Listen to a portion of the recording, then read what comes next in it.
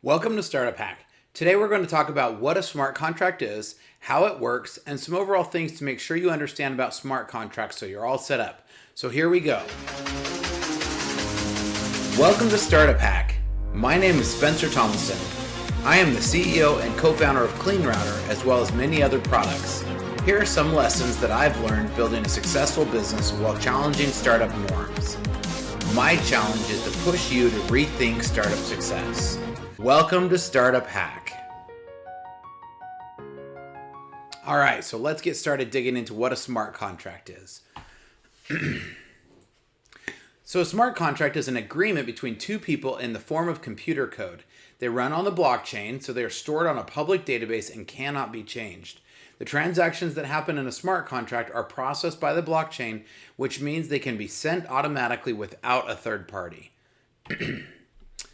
So a traditional legal contract is an agreement where two people come together and make an arrangement on a set of terms. This is then enforced through legal means. Think of selling a house or signing a binding agreement. Ultimately, it's the law that is required to be the enforcement.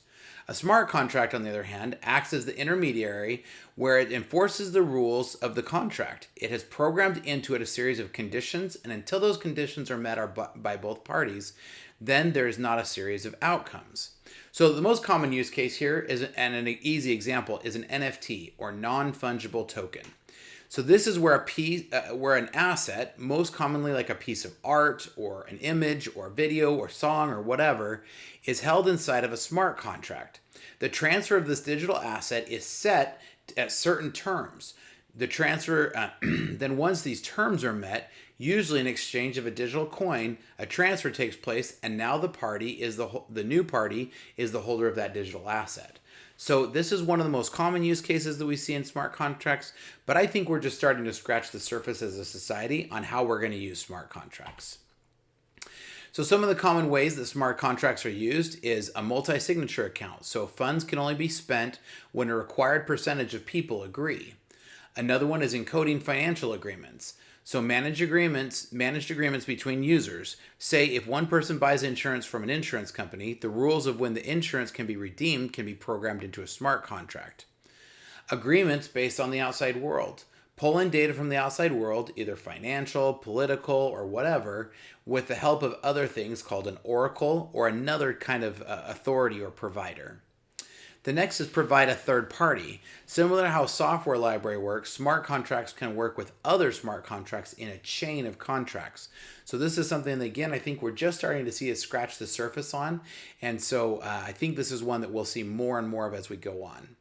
Next is storage. So we can store information about an application. Like a great example of this is like a domain name registration, where I own StartupHakk.com. And so in order to go to in order to know that I own StartupHakk.com, that's then stored on the digital blockchain. And it can be stored in such a way that even there can be a future date where it can be set to where you would lose ownership at a such date.